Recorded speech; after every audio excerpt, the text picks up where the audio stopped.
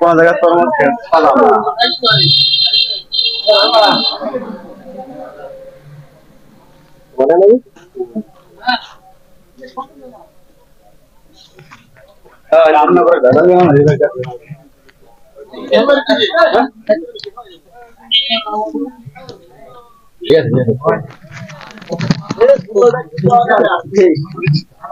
ভাই আপনার এই তরমুজ বাঙ্গি গুলো কি পাইকারি বিক্রি করেন নাকি? আমরা সব বাঙ্গি পাইকারি বিক্রি করি। মানে এইগুলো কি পিস হিসেবে নাকি? পিস হিসাবে। কত করে পিস? এই 50 টাকা, 40 টাকা, 30 টাকা, 35 টাকা, 25 টাকা। সর্বনিম্ন কত? সর্বনিম্ন হলো 20 টাকা। 2 টাকা। এই বড় যেগুলো আছে এগুলো কত? 50 টাকা। এগুলো 60 টাকা। 60 টাকা। তারপরে এই জায়গায় আরো আছে, এখানে দৈনিক মানে অনেক বিক্রি হয়। এখান থেকে কি গোপালগঞ্জ থেকে আসে নিতে? সব জায়গা থেকে, বাংলাদেশ যত আছে সব জায়গা থেকে। কোন জায়গা বাকি নেই। আচ্ছা ঠিক আছে ভাই, আমি একটু ঘুরে ঘুরে দেখি। দেখেন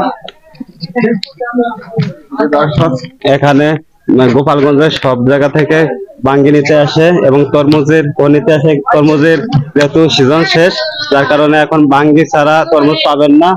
এটা হচ্ছে কালীগঞ্জ, এলাকার নাম কোটালীপাড়া, কালীগঞ্জ। এখানে আপনারা এসে পাইকারি হিসেবে এবং পাইকারি ছাড়াও নিতে পারবেন, তবে পাইকারি নিলে আপনাদের কম খরচে নিতে পারবেন। বান্ডার একটু কথা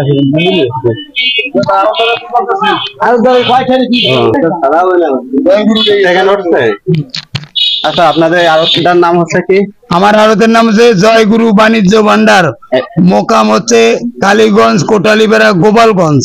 এখানে তো সবই পাইকারি হিসেবে বিক্রি হয়, তাই না? হ্যাঁ, সব তরমুজ বাঙ্গি এখানে পাইকারি বিক্রি হয়। এখানে তো কোনো তরমুজ দেখতেছি না, সবই বাঙ্গি। তরমুজের কি সিজন শেষ হয়ে গেছে? না না, তরমুজের সিজন কেবল শুরু হয়েছে। তরমুজ ছিল, বিক্রি হয়ে গেছে।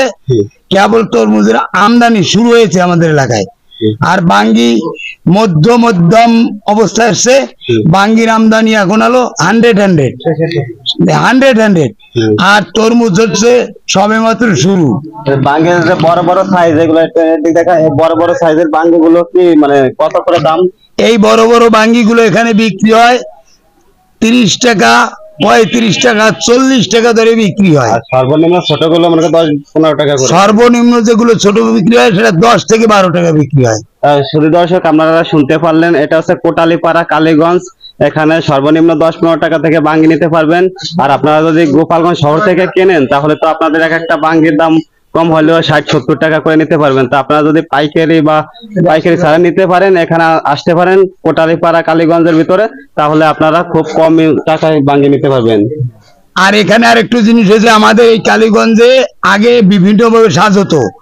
এখন আমাদের এখানে 18-20 সাজ হয় এবং প্রতিটি দূরাগত পাইকার, স্থানীয় পাইকার, ক্রেতা, বিক্রেতা, তাদের আমরা সর্বতোভাবে আড়ত দ্বারা সর্বতোভাবে তাদের নিরাপত্তা বিধান করি। এবং উপজেলা প্রশাসন যারা আছেন জেলা পর্যায়ে, তারাও আমাদের পাশে সর্বদা সবসময় সহযোগিতা করছে। যেহেতু এটা জননেত্রী শেখ হাসিনার এলাকা এবং জননেত্রী শেখ হাসিনার নির্বাচনী এলাকা এবং তাদের জন্মস্থান, তার এখানে তার সম্মানের কারণে এখানে বিশেষ নিরাপত্তা আমরা পাচ্ছি। এবং জননেত্রী শেখ হাসিনার জন্যই আমরা এই ফসল ফলাতে পারছি। কৃষকদের কৃষি ঋণ দিচ্ছে এবং এবছর উন্নত মানের ফসল হয়েছে এবং মানে ভালো, গুণে ভালো, দেখতে ভালো, খেতেও ভালো। আপনাকে অনেক অনেক ধন্যবাদ সম্পূর্ণ তথ্য দেওয়ার জন্য। দর্শক, আপনাদের বাঙ্গি গুলো এখন আরো দেখাবো, এর পরবর্তীতে আপনারা এখানে আসবেন।